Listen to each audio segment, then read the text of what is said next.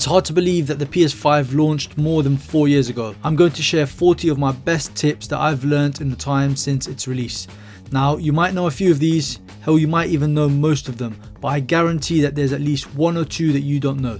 So sit back, enjoy, and hopefully you'll learn something new today. Starting with the mute button, if you press it once, it will mute the mics on the controller, but if you press it and hold it for about 5 seconds, it will mute all audio coming out of your console. The light on the controller also flashes orange if all audio is muted, and it will remain a constant orange if it's just the mics on the controller. In the sound settings, you can also change the status of the mic on the controller when you log in. I always have it set to mute so that if I ever forget to manually mute it, I can be sure that nobody can hear me during online play. The PS button, if you single press it, it will take you to the control center. If you press it and hold it, it will take you to the PS5 home screen, and if you press it and hold it for long enough, it will turn off the DualSense controller. If you double press the PS button, it will open up your activities card, and this will vary depending on what you're doing on your console at that time, so it will be different if you're in a game compared to if you're in a chat. If you're navigating on your home screen and you want to quickly access your search, your settings, or your profile icons, instead of manually going up there, you can quickly do that by pressing the triangle button. It's just a really quick way to navigate around your user interface. Once you get used to it, it's really nice. And the great thing is it also works in PlayStation Plus, in the PlayStation Store, and in the Welcome tab as well. Really nice and quick way to get around your user interface. You can edit the quick menu in your control center. When you are in the control center, just press the options button on your controller, and from here you can add and remove items.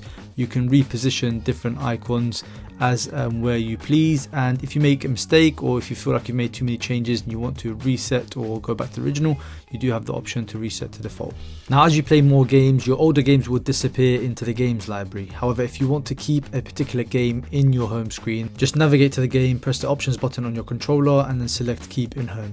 You can pin up to 11 games. If you navigate to your profile and select the games tab, you can see all of the trophies you won for every game you've played, but you can also see how many hours you've spent on each game, which is pretty cool. If your PS5 is on rest mode, you can actually use your PS app to not only turn on the console but also load a game so it's ready for you to play as soon as you get in. The PlayStation 5 will load up to the game and get as far as it can before you then have to take over with a controller. Pretty cool. It's always worth checking your game library to see if any of your PS4 games have been updated to PS5. This is usually going to be free to download, and it will give you a boost in graphics. If you go to your game library and your collection, you can create something called a game list, which is essentially a folder where you can group particular types of games together. So you can create one for your sports games, your racing games, your RPG games, or even your kids games. You can give your folder a name and decide on how you want to sort the games in the folder, and it's just a really nice and quick way to find games of a particular type. In your settings, if you go to captures and broadcasts, make sure you have auto upload enabled. This will sync your gameplay automatically to your PS app where they're easier to share. Your recordings must be 3 minutes or less for them to auto sync, and they will be deleted from the app after 14 days. If you game at a distance from your console and your charging cable is not long enough, you can charge your controller using a power bank. If you want something even more versatile, then you can pick up something like the Remoto 5, which just slots into the USB port on the back of the controller. It doesn't add too much weight. It's got 3000 mAh battery, which can charge your controller fully in about an hour and a half. It really does add that extra bit of flexibility. If you're interested, I'll leave a link in the description below. However, if you just want your controller battery to last for longer, go to the controller settings and turn down the vibration intensity, the trigger effect, and the brightness on the controller. Turning these down slightly will ensure a longer battery but without affecting the performance too much. You can use your PS4 controller to play PS4 games on the PS5. You just have to go to your settings and make sure you add it as a Bluetooth accessory. And you can let me know in the comments which out of the two designs you think is better. If you play over Wi-Fi, then make sure when you go to set up your internet connection, press the options button and go down to Wi-Fi frequency and ensure only 5G is enabled. This is going to ensure you always get the fastest possible connection when you're gaming online. This one's obvious, but just make sure that you're using the supplied HDMI 2.1 or an equivalent cable so that you can get improved image quality. Make sure you reduce lag and get the highest possible refresh rate.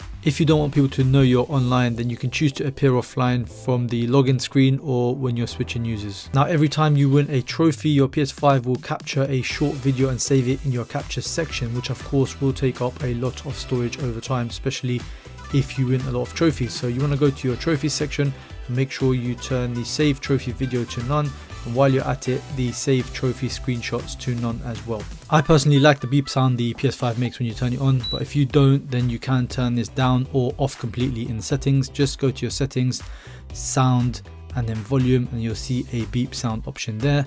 Like I said, you can go into it, you can lower the volume, so you can put it down to medium or low, or you can mute it altogether. From the same menu, you can also change the power indicator brightness. You can turn it down to medium or dim, and this is how it looks on the 3 different levels.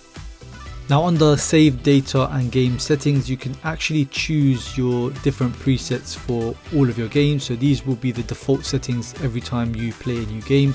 So you can choose the difficulty and the performance between performance and resolution. Under controller settings, you can actually add a second controller as an assistant controller, and this will allow you to connect 2 controllers to single player games. This is great if you're helping out a child with a difficult mission, or if you just want to play a single player game with a partner. Under system settings, HDMI, turn on one touch play. This will turn on your monitor or your TV automatically as soon as you switch on your PS5. Now, if you're stuck on a mission, press the PS button and go into hints inside. It will actually play a video for you to show you the best way to complete the mission, to make it a lot easier for you. If it's quite a long mission and there are multiple parts, then you can flick through the different parts using L1 and R1, and you can also rewind and forward using R2 and L2. One of the best ways to get a discount on any particular game is just to add the game to your wish list, and your PS5 will notify you when the price drops. If you're not sure which game to buy next, you can actually make an educated guess by going into a game that you like the look of, or just having a look at how many star ratings it's got. This gives you an indication of how many people played the game, reviewed the game, what most people thought of it.